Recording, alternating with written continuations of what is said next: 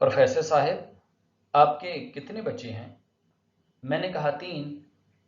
उन्होंने फिर पूछा उनकी उम्रें क्या हैं? मैंने जवाब दिया 9 साल, 7 साल और 3 साल।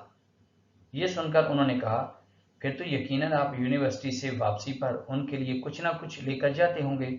मैंने कहा, जी हाँ, बिल्कुल। उन्होंने फिर पूछा, आप उन चीज़ों को उनमें कैसे तकसीम करते हैं? मैंने कहा, मेरा एक बेटा और 2 बेटियां हैं, और चूंकि बेटा बड़ा है इसलिए मैं अपनी लाई हुई तमाम चीज़ें उसके हवाले कर देता हूं और उससे कहता हूं कि उन्हें आपस में बांट लो। ये सुनकर उन्होंने फरमाया, प्रोफेसर साहब, अगर आपको किसी दिन ये पता चले कि आपका साहबजादा आपकी लाई हुई चीज़ें आपकी हिदायत के मुताबिक तकसीम नहीं करता या उन्हें बांटने में इंसाफ से काम नहीं लेता, तो आप क्या करेंगे?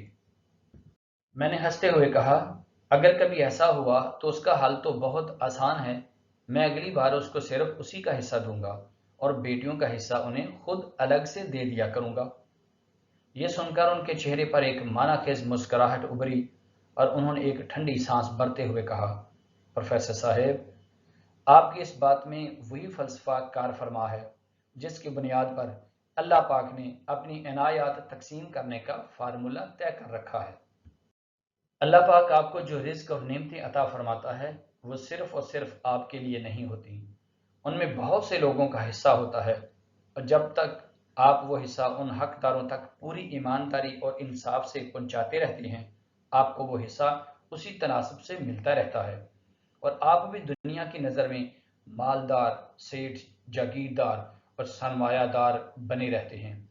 लेकिन जब उस तकसीम में कोताही या बदएतदाली होती है तो फिर अल्लाह पाक आपको सिर्फ आपके हिस्से तक महदूद कर देता है और इस रेल पेल से महरूम कर देता है।